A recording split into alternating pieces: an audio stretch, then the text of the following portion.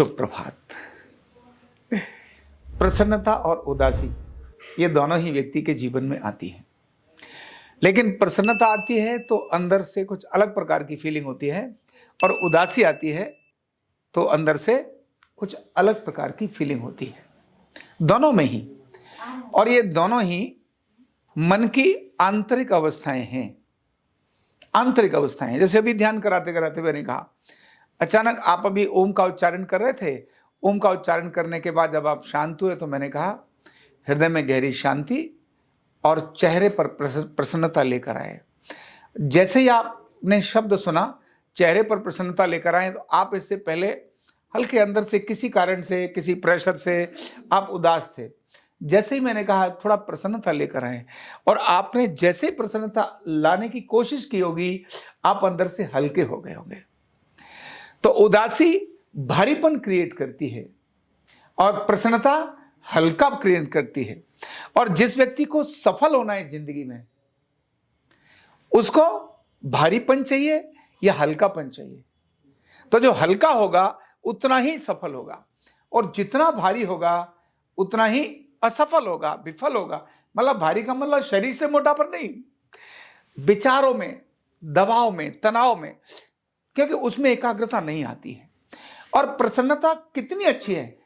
प्रसन्नता यानी प्रसन्न व्यक्ति को कोई भी प्रेम करना चाहता है, लेकिन उदास व्यक्ति को प्रेम नहीं करना चाहता, उसको करुणा ही करना चाहता है या उससे बचना चाहता है। आप 4 दिन किसी के पास अपना रोना रो दो, 5वें दिन आपसे कन्नी न काट जाए तो बता देना।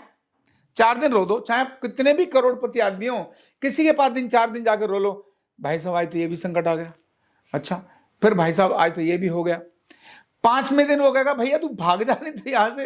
और अगर आपको कोई संकट है, आप प्रसन्नता से जाते हैं, आप हंसमुख के बात करते हैं, अच्छा ये कठिनाई है, चिंता करो मत करो, मैं हूं ना, कर दूंगा तुम्हारा काम। 1 मिनट में ऐसा करता है। और इतना ही नहीं, प्रसन्नता यानी आपके चेहरे की मुस्कुराहट, आपके चेहरे की हंसी फोटोग्राफर को भी पसंद आती है। माना लड़की भी शादी विवाह में जब बेशक रो रही होती है तो कुछ फोटो तो ले लेते हैं, लेकिन आजकल फोटोग्राफी के कारण से शादी में भी लड़की बिल्कुल रोने के लिए तैयार है, फिर भी ऐसे वो करेगी, दिखाएगी कि मुझे हंसना है। क्यों? उसे पता है बाद में फोटो देखेंगे ना तो समझ आएगा, देख तेरी शक्ल कैसी है। और ऐसा ही नहीं, बच्चा भी, मैंने बच्चों को देखा है, बच्चा कितना भी रो रहा हो और आप उसके सामने मोबाइल ले जाकर ऐसे कर दो तो फटाक से आजू पहुंच करके ही कर देगा। वो भी जानता है कि फोटो खिंच गया ना तो रोने वाला फोटो अच्छा नहीं लगता है, हंसने वाला फोटो अच्छा लगता है। एक जगह कवि सम्मेलन हो रहा था, और उस कवि सम्मेलन के अंदर वहां जो कवि थे ना, जितने भी, वो करुण रस वाले थे, उदासी वाले थे। माना वो सभी जो जितनी भी कविताएं गा रहे थे वो सब अब जैसे मान लो जोश वाला हो तो जोश वाला ही होता है, हंसने वाला हो तो हंसने वाला होता है। उन्होंने वो करुण रस वाली, करुणा वाली, मतलब बिलपने वाली, रोने वाली कविताएं शुरू करी एक दूसरे, तो माहौल सारा गमगीन हो गया था और सबके चेहरे पर उदासी थी, सब इस प्रकार का था। लेकिन जिन्होंने फोटोग्राफी, मतलब जो कवि सम्मेलन ऑर्गेनाइज किया था, उन्होंने फोटोग्राफर को भी बुलाया हुआ था कि भाई बाद में भी तो पिक्चर याद होनी चाहिए। फोटोग्राफर को तो अपनी आदत होती है, तो उसने सबको निवेदन किया कि आप फिर से अपनी अवस्था में आ जाना, पर मेरे फोटो के लिए प्लीज एक बार स्माइल जरूर कर दीजिए। मतलब उदासी किसी को पसंद नहीं आती, प्रसन्नता सबको पसंद आती है। बस ये प्रसन्नता अंदर एक पल के लिए महसूस करने की जरूरत है। आप जब भी उदास हो, आपको लगता है यार बहुत संकट आ गया, तब केवल मेरी बात को याद करना, क्या यार थोड़ी तो स्माइल कर ले। क्या बोला? यार थोड़ी तो स्माइल कर ले। अरे थोड़ा तो कोई बात नहीं, प्रसन्न है ना तो संकट भी चला जाएगा।